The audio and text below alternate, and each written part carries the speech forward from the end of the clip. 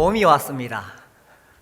남부까지의 또 산들바람 속에서 따뜻한 봄 기운이 느껴집니다. 그런데 안타깝게도 아직 전 세계가 이 코로나의 그늘에서 벗어나지 못해서 움츠리고 있지요.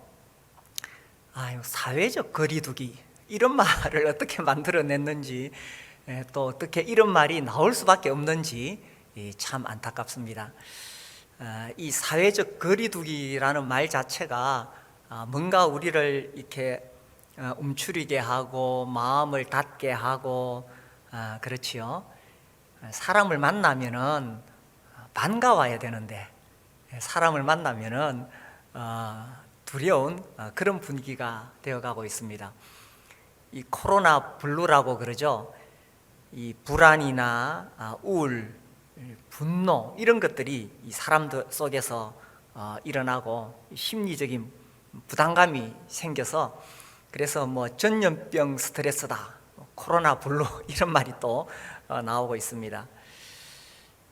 봄이 왔는데 이 코로나의 그늘에서 우리가 빨리 벗어나서 코로나가 완전히 물러가지 않았더라도 우리는 좀 더 용기를 낼 필요가 있지 않겠느냐 생각이 됩니다. 물론 우리가 조심해야 되죠. 우리가 코로나로부터 안전하기 위해서 지켜야 될 수칙들을 잘 지켜야 됩니다. 그러나 이 답답함을 좀 깨뜨리고 이 어둠의 장막을 걷어내기 위해서 제가 오늘 물 위를 걸은 사람의 이야기를 하려고 합니다. 오늘 읽은 이 마태복음 14장은 베드로가 물 위를 걸은 이야기가 나오죠. 주님께서 먼저 제자들을 배를 타고 가라고 하셨습니다. 그리고 주님은 기도하러 따로 계시는 동안에 제자들이 배를 타고 가다가 보니까 한밤중에 이미 육지에서 많이 나왔는데 큰 바람이 불어와서 이 배가 굉장히 지금 어렵게 되었습니다. 그런 상황에 저기서 누군가 나타나서 자기들에게 걸어오는 거예요. 그래서 제자들이 유령이다 유령이다 하면서 막 놀래가지고 소리를 질렀거든요. 무서워하면서. 그런데 유령이 아니고 우리 주님이셨죠. 주님이 그 호수 위를, 바다 위를, 물 위를 걸어오셨는 거예요.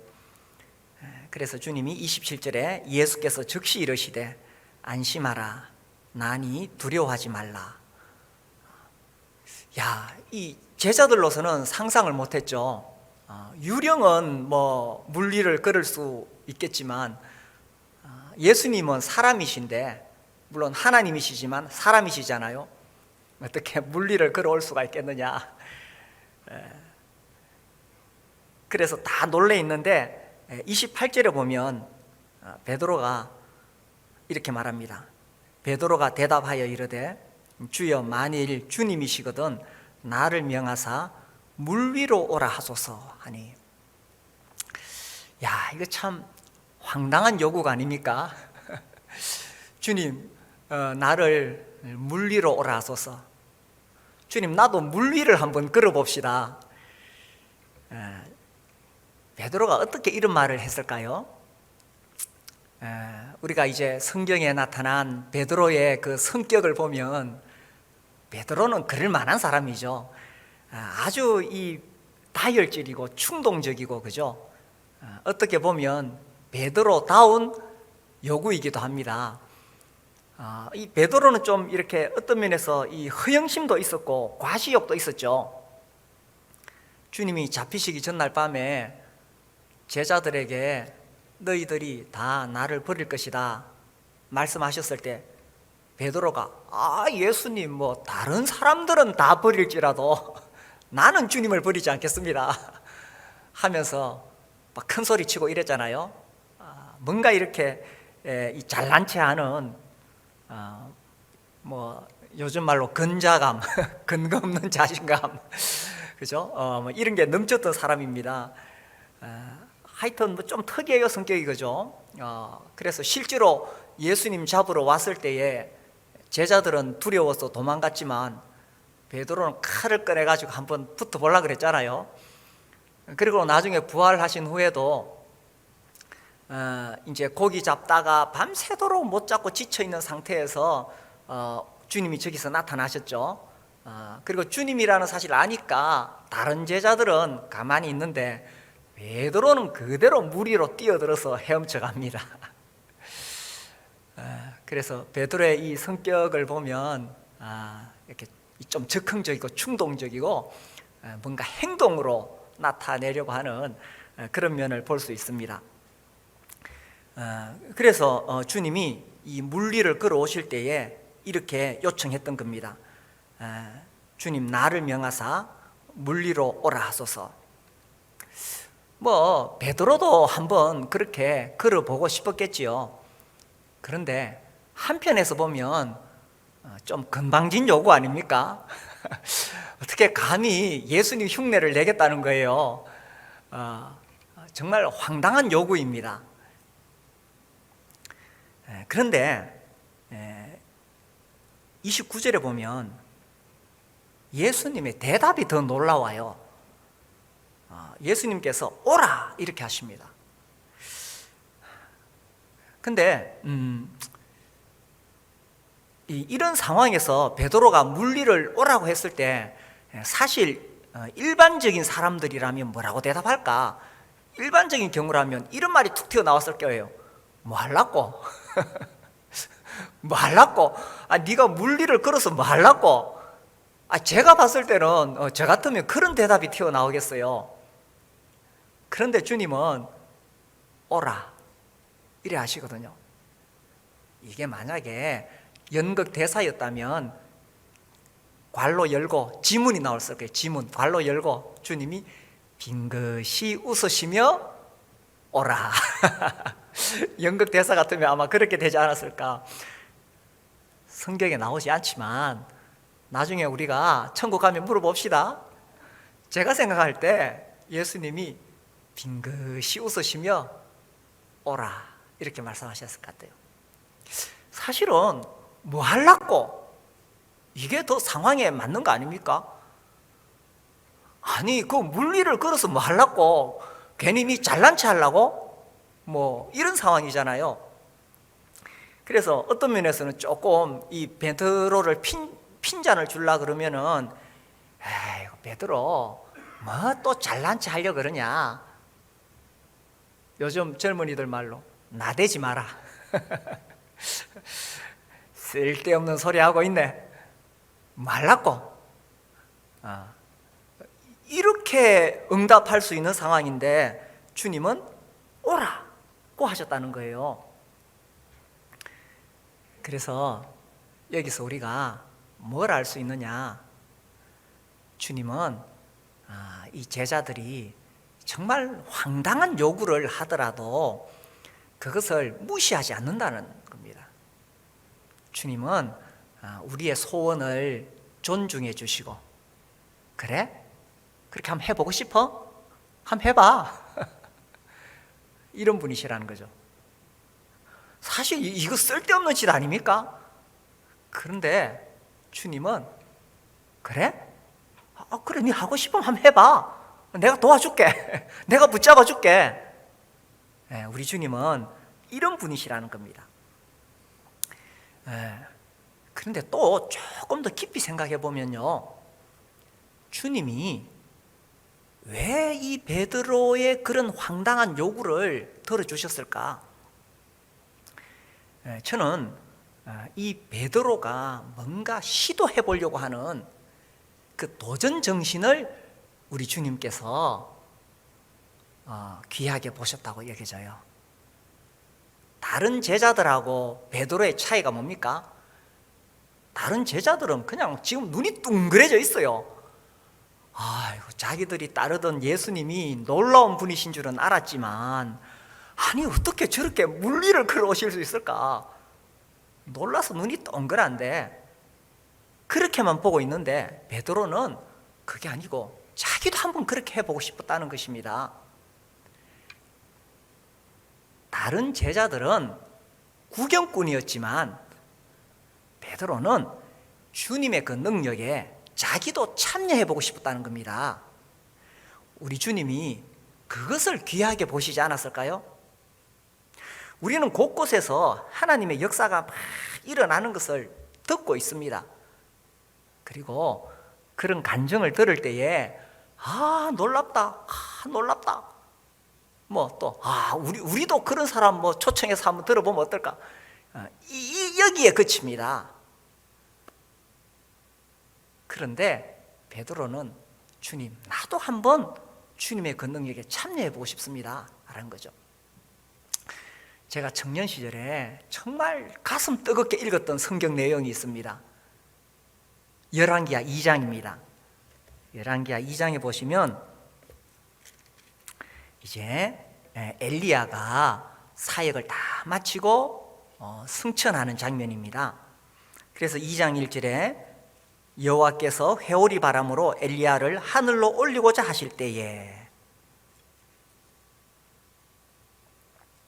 이제 엘리야의 사역이 끝나고 하늘로 하나님께서 불러 올리시는데, 그때 엘리야가 엘리사와 더불어 길갈에서 나가더니, 이제 길갈에서 출발하죠. 2절, 엘리야가 엘리사에게 이르되 청하건대 너는 여기 머물라, 여호와께서 나를 베델로 보내시느니라.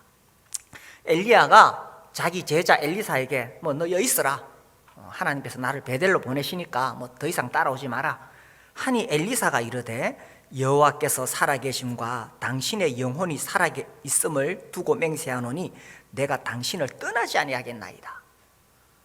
엘리사가 아이고 선생님, 왜 나를 떼놓으시려고 합니까? 나는 정말 끝까지 따라가겠습니다 하는지라. 이에 두 사람이 베델로 내려가니 3절, 베델에 있는 선지자의 제자들이 엘리사에게로 나와 그에게 이르되 여호와께서 오늘 당신의 선생을 당신의 머리 위로 데려가실 줄을 아시나이까 하니. 그러니까 다른 제자들은 이렇게 말했어요. 오늘 하나님께서 우리 선생님을 하늘로 데려가실 것입니다. 그거 압니까? 그러니까 엘리사가 이르되 나도 또한 아노니 너희는 잠잠하라. 나도 안다. 너희들 좀 가만히 있어라.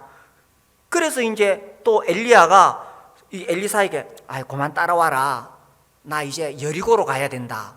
그러니까 그 밑에 이야기 보니까 또 엘리사가 또 따라가겠다는 거예요. 그 여리고까지 따라옵니다. 그 다음에 이제 또 엘리야가 이제 그만 따라와라, 나 요단으로 가야 된다. 그때도 엘리사가 나 또 따라가겠습니다. 끝까지 따라 붙입니다. 7절에 보시면 선지자의 제자 50명이 가서 멀리 서서 바라보매 그 두 사람이 요단가에 서 있더니, 다른 제자들은 50명이나 되었는데 다 멀리 서서 바라보니 구경꾼들입니다. 그런데 8절, 엘리야가 그 돛을 가지고 말아 물을 치매 물이 이리저리 갈라지고 두 사람이 마른 땅 위로 건너더라.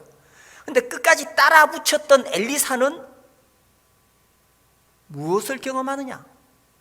그 선생님 엘리야가 요단강을 치니까 거기 요단강이 갈라지고 두 사람이 마른 땅을 건너는데 거기에 참여하는 겁니다. 멀리서 바라봤던 구경꾼들은 야, 놀랍다, 이 정도에 그쳤지만 바싹 따라붙었던 제자 엘리사는 선생님의 기적에 참여했다는 겁니다. 이 엘리야가 그 돛을 말아가지고 탁 치니까 강이 갈라지는 거예요. 그래가지고는 결국은 거기서 이제 이 엘리야가 하늘로 올라가지요. 올라가고 엘리사만 남습니다. 13절에 보시면은 이제 엘리사가 13절에 엘리사가 엘리야의 몸에서 떨어진 그 돛을 주워 가지고 돌아와 요단 언덕에 서서, 이제 그 돛을 주워 가지고 왔는데 자기도 요단강을 건너야 되잖아요. 선생님이 계실 때는 선생님이 그 돛을 말아 가지고 치니까 요단강이 열렸는데, 이제 선생님은 하늘로 올라가셨어. 자기 혼자 남았어. 14절, 엘리야의 몸에서 떨어진 그의 그 돛을 가지고 물을 치며 이르되, 야, 이 말씀이 정말 제가 청년 시절에 이 말씀 읽고 얼마나 감동을 받고 가슴이 뜨거워졌는지 모릅니다. 엘리야의 하나님 여호와는 어디 계시니까? 엘리야의 하나님 여호와는 어디 계시니까 하고 그도 물을 치매 물이 이리저리 갈라지고 엘리사가 건너니라. 어떻습니까? 제가 느꼈던 감동이 좀 와닿습니까? 그죠? 놀랍죠? 비록 선생님은 하늘로 올라가셨지만 하나님이 여전히 살아계시는 거예요. 엘리사가 구했던 것은 그 하나님 지금도 계시는데 우리 선생님의 하나님 엘리야의 하나님 여호와는 어디 계십니까? 하면서 치니까 그 선생님이 일으켰던 기적이 똑같이 일어나는 거예요. 어떻게 해서 엘리사는 그런 능력을 경험하게 되었습니까? 다른 50명의 제자들처럼 엘리사도 멀찍이 서서 구경만 했다면 절대로 그런 일을 못했을 것입니다. 그런데 엘리사의 마음속에는 그 끝까지 따라 붙여서 자기도 엘리야의 그 능력을 경험하고 싶었던 거예요. 자기도 하나님께서 이 엘리야 가운데 역사하시는 그 능력 가운데 자기도 그거를 체험하고 싶었던 거예요. 베드로도 그런 측면이지 않았을까요?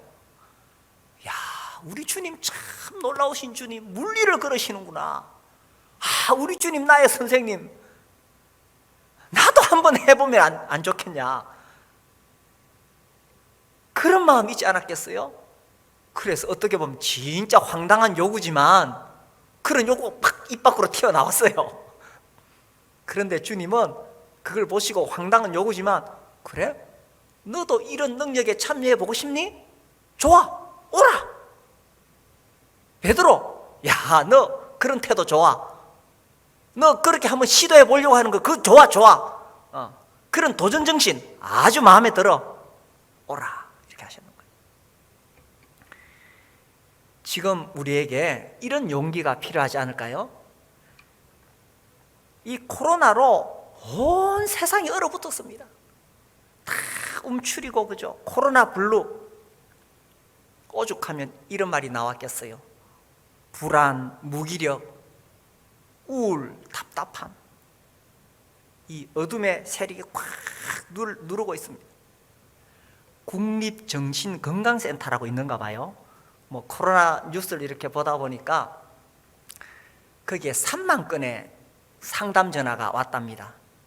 코로나 때문에 정신적으로 어려워가지고 상담하는 전화가, 이 사람은 사람과 사람이 서로 부딪히고 어울리고 이렇게 살아야 되잖아요. 사람과 사람이 이렇게 함께 이렇게 어울리면서 살아야 되는데 사회적 거리두기 이렇게 해가지고 사람을 띄워놓으니까 이 정신적으로 불안할 수밖에 없는 거죠. 이런 시대를 살아가면서 우리가 물론 적정하게 거리를 두고 마스크 쓰고 다 해야 됩니다. 그런데 우리의 마음까지 그렇게 얼어붙어서는 안 된다는 이야기입니다. 그래서 우리에게 이 베드로와 같은 이런 용기, 도전 정신이 필요하다는 이야기입니다. 그 사실 지금 낮도 아니고 밤이에요, 그죠? 그리고 잔잔한 바다도 아니고 물결이 몰아쳐서 배 위에서 지금 고생한다고 되어 있습니다. 그 앞에 보면 바람이 거스림으로 물결로 말미암아 고난을 당하더라. 24절에 이렇게 되어 있거든요. 이런 상황에서 아니 어떻게 거기서 바다 위를 걸어보겠다고 그런 시도를 하고 용기를 낼 수가 있겠어요? 참 베드로다운 배짱이지요. 그래서 우리가 적절하게 위생수칙을 지켜야 되지만 우리가 정말 이 어두운 세상, 우리를 움츠러들게 하고 억누르는 이런 세상에서 우리 마음까지 그렇게 눌려서 그렇게 살아서는 안 된다는 이야기입니다. 이 코로나가 만든 우리의 일상, 정말 우리의 모든 활동을 중지시킵니다. 그래서 우리가 주일날 다 한자리에 모여서 서로의 체온을 느끼면서 서로의 목소리를 느끼면서 또 침 튀기면 침도 맞아가면서 그렇게 함께 찬송하고 예배드려야 되는데 이런 것들 다 맡고 있고, 또 우리가 매주마다 집에서 모여서 밥을 먹고 서로 삶을 나누는 이런 목장 모임도 지금 제대로 못하고, 무엇보다 주님께서 우리에게 사명 주셔서 영혼 구원하여 제자 삼으라 하셨는데 복음도 못 전하고, 우리 봄부터 이 생명의 삶 다시 한번 제대로 해보겠다 했는데 이것도 못하고, 하여튼 모든 걸 다 얽어매고 있습니다. 그리고 연일 이 언론과 여론은 계속 교회를 때립니다. 아니 실제로 물론 교회 한두 군데 있습니다만은 그렇게 따지자면은 다른 곳은 더 많거든요. 이제 사람들 개념 속에 직장은 반드시 출근해야 되는데 예배는 드려도 되고 안 드려도 되는 것처럼 안 믿는 사람들은 그렇게 생각하니까 계속 교회를 때립니다.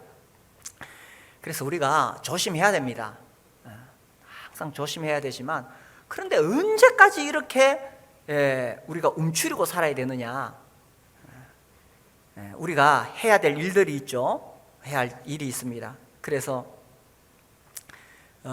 우리가 이제 직장 생활도 해야 되고, 또 가정 생활도 해야 되고, 자녀들 양육해야 되고, 사업도 해야 되고, 사람들도 만나고 이렇게 해야 되는데 우리의 마음까지 계속 이렇게 움츠려 들어서는 아니 되고, 정말 비록 코로나로 인해서 물결치는 밤바다와 같지만 우리에게 이런 용기가 필요하다는 이야기입니다.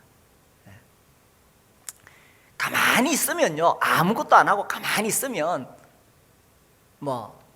안전하겠죠. 우리가 그렇게 살 수는 없잖아요. 호주 속담에 이런 유명한 이야기가 있습니다.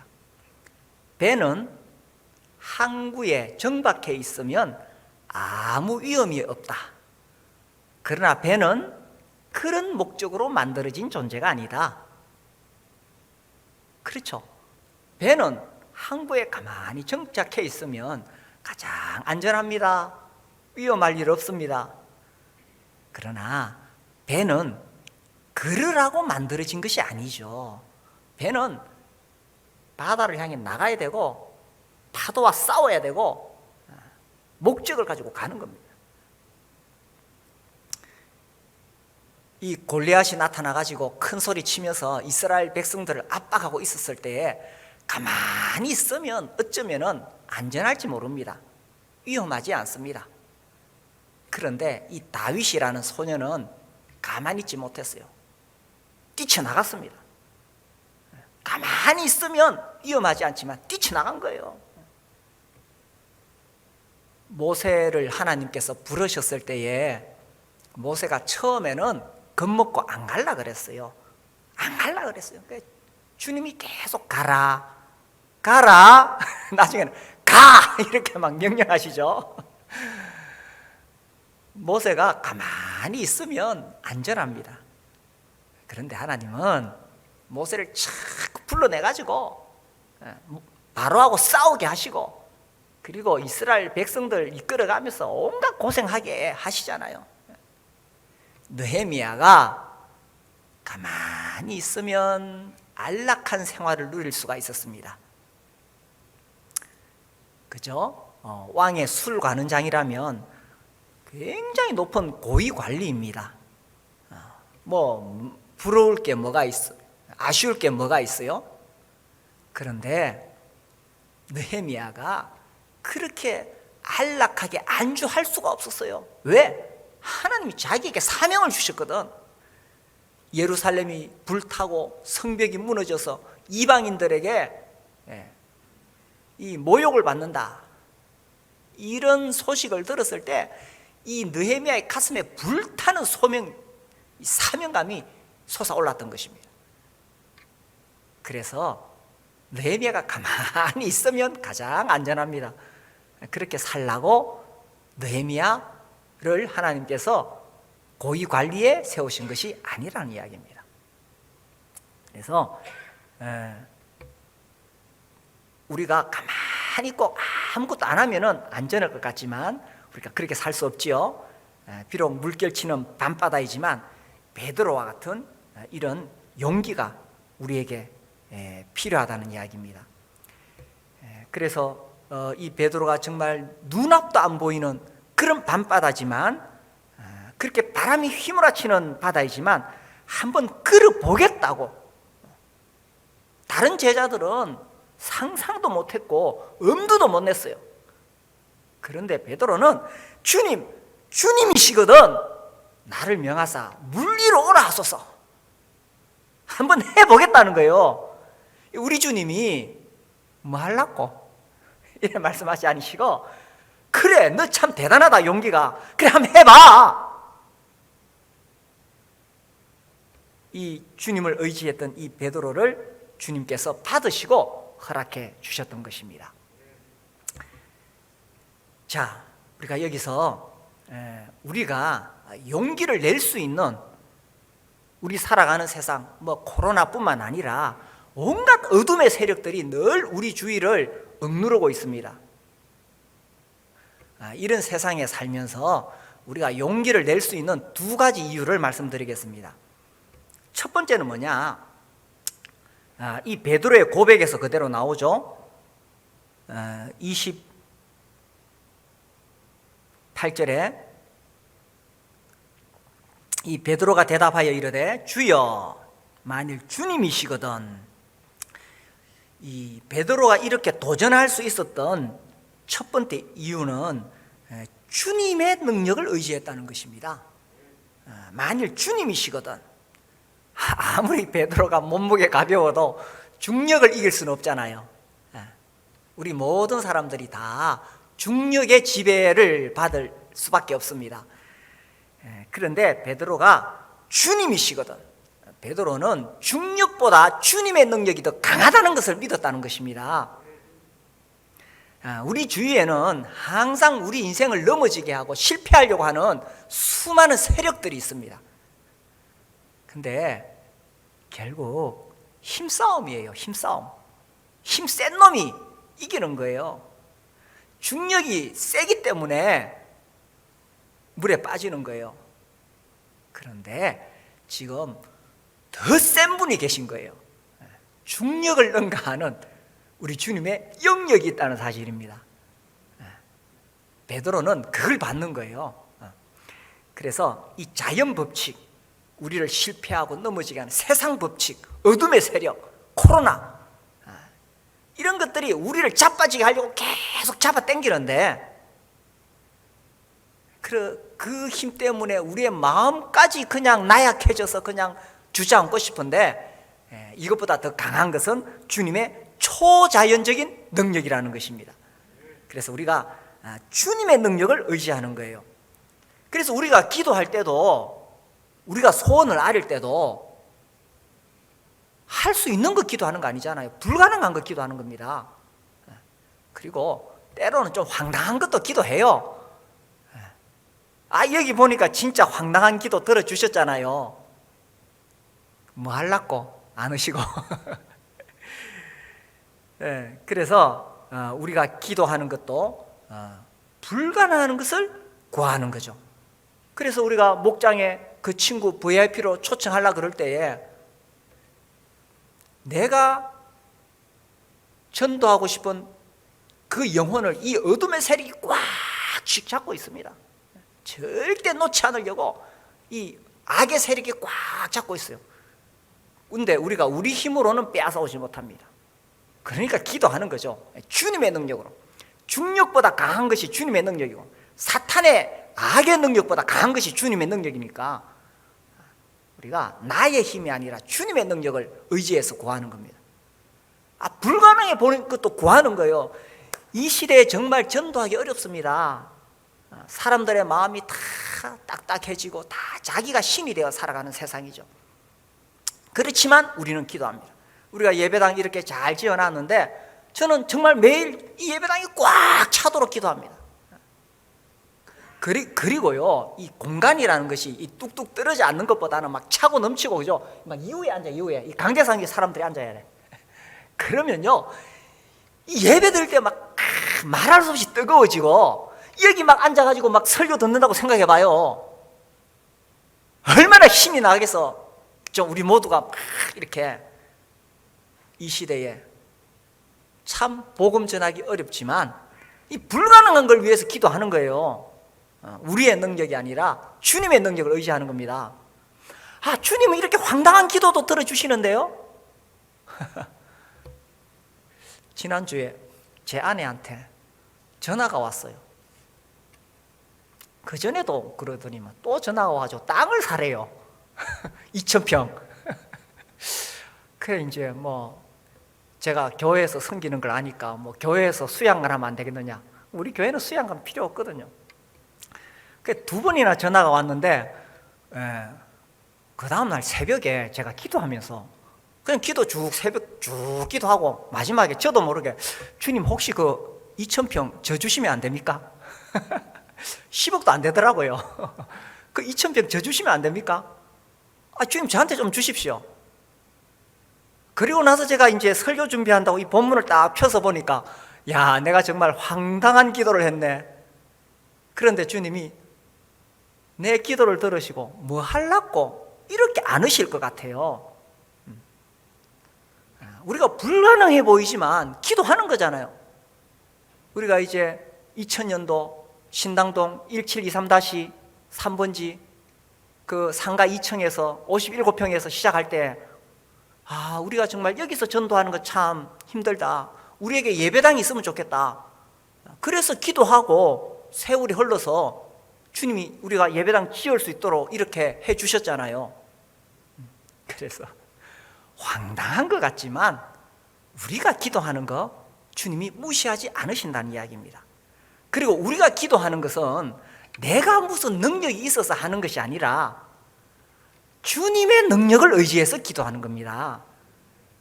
어떻게 베드로가 그 물리를 걸을 수 있겠어요? 근데 베드로가 한 가지 믿었어요. 뭐 믿었느냐? 주님이시거든. 주여 만일 주님이시거든 나를 명하사. 베드로 자신에게는 조금도 무리를 걸을 수 있는 능력이 없습니다. 그러나 주님이시거든. 이걸 믿는 거예요. 그래서 우리가 살아갈 때에 정말 우리를 억누르는 수많은 어둠의 세력들, 우리를 실패하고 넘어지게 하는, 우리를 공격하는, 우리를 비난하는 그런 것들이 있더라도 우리가 주님의 능력을 의지해서 물리를 끌으려고 도전할 수가 있다는 사실입니다. 이렇게 이야기하니까 또 그래봤자 물에 빠지잖아요. 그 뒤에 보니까 베드로가 물에 빠졌어요. 바람을 보고 무서워 빠져가는지라 30절 소리 질러 이르되 주여 나를 구하라. 그래봤자 물에 빠졌잖아요. 그래도 물리를 걸어봤잖아요. 빠지더라도 물리를 걸어봤잖아요. 몇 발자국이라도. 29절 그래 안 돼 있습니까? 오라 하시니 베드로가 배에서 내려 물리로 걸어서 예수께로 가되. 물리로 걸어서 걸어봤다는 거예요. 빠지는 거 겁내지 말라는 겁니다. 왜? 31절에 보니까 예수께서 즉시 손을 내밀어 그를 붙잡으시고. 빠지는 거 겁내지 말라는 겁니다. 빠질까 싶어서 겁내면 뭘 할 수가 있겠어요? 실패할까 싶어서 겁내면 뭘 할 수 있겠어요? 자율주행 자동차를 만들어낸 구글 거기 회사에 가면 온데 이런 포스터가 붙어 있다고 합니다. 그 포스터 뭐라고 붙어 있느냐? Think big, fail fast, do it now. 제 발음이 쉬운 자리에서 fail fast, 빨리 실패라. 빨리 실패라. 그래서 자기 실패를 인정하면 막 파티를 열어준대요. 거기는 분위기가. 자기가 실패한 것을 인정하게 될 때에 더 새로운 시도를 할 수 있기 때문에 빨리 실패해라. 실패하는 거 겁내면요 아무것도 할 수 없습니다. 반면에 실패를 해본 사람은 더 창의적인 새로운 시도를 하고 언젠가는 성공해 낼 수 있기 때문에 그 회사에서는 이렇게 막 부추기는가 봐요. 실패하는 거 겁내면 우리 아무것도 못합니다.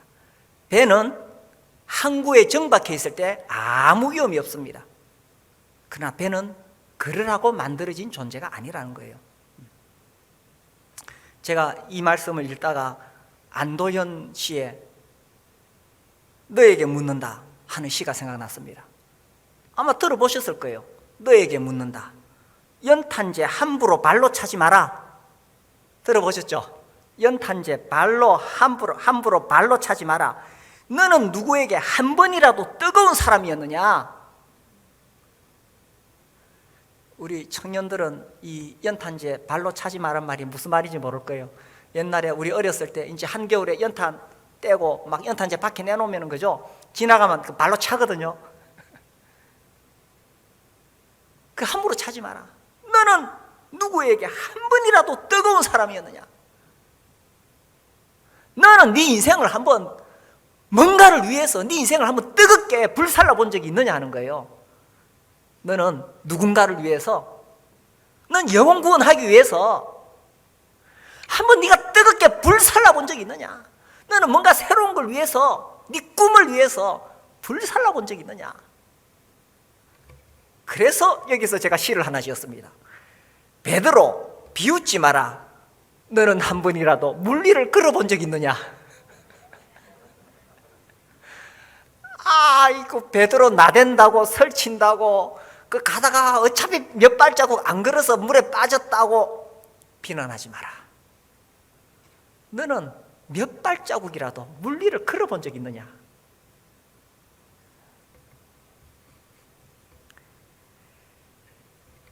우리가 용기를 낼 수 있는 이유, 첫 번째는 주님의 능력을 의지하기 때문이요, 두 번째는 내가 실패하면 주님이 적극적으로 나를 도우신다는 이야기입니다. 여기 31절, 예수께서 즉시 손을 내밀어 그를 붙잡으시며, 우리가 물에 빠져 죽도록 가만히 안 내비두십니다. 즉시 손을 내밀어. 빠지면 어때요? 실패하면 어때요? 우리가 언제 항상 성공했습니까? 인생 살아오면서 얼마나 많이 실패했어요. 근데 그렇게 실패했기 때문에 성공한 것도 많았잖아요. 이 사건의 교훈이 뭡니까? 30절, 바람을 보고 무서워 빠지가는지라. 그렇지. 의심하지 말고 바람을 보지 말고 주님만 바라보면 우리는 끝까지 성공할 수 있습니다. 물론 그런 측면도 있습니다. 많은 오늘 제가 말씀드리고 싶은 것은 이거예요. 만약에 베드로가 물에 안 빠지고 끝까지 걸어갔다면, 그 물결이 요동치는 밤바다를 베드로가 철벅거리고 돌아다녔다면 나중에 예수님보다 베드로가 더 유명해졌을 거예요. 우리 인간은 나약한 존재이고 우리 인간은 실패하는 존재입니다. 근데 어떤 면에서 성공하면요, 베드로가 그렇게 철벅거리고 돌아다녔으면 온데 베드로 소문이 날 것이고, 교회에서요 성공한 간증하는 거 조심해야 됩니다. 이렇게 했더니만 자식이 이렇게 잘 되고, 이렇게 했더니만 사업이 이렇게 잘 되고, 성공하는 간증 조심해야 됩니다. 그 자꾸 하다 보면 자기도 모르게 예수님보다 자기가 더 높아져요. 오히려 우리가 실패한 간증해야 돼요. 우리의 나약한 모습, 우리의 실패한 모습, 그냥 있는 것 그대로 실패한 거 서로 나누는 간증. 베드로가 철벅거리고 돌아다녔으면 틀림없이 베드로 어깨에 더 힘들어 갔을 겁니다. 그래서요, 이 사건을 통해서 우리가 오늘 받는 교훈은요, 믿음으로 도전해봐라, 시도해봐라. 주님이 뭐 하려고 이래 말씀 안 하십니다. 그러다가 빠지면 주님이 너를 붙잡아 주신다 하는 것입니다. 그래서 코로나로 어두운 이 세상 살면서 너무 움츠리지만 마시고, 코로나19의 강풍이 몰아치는 어두운 세상에 살고 있지만 우리가 주님의 능력을 믿고 우리 주님의 도우심을 믿음으로 이 어두운 밤바다를 향해서 과감하게 한 발 내딛는 우리 형제 자매님들이 되시기를 바랍니다.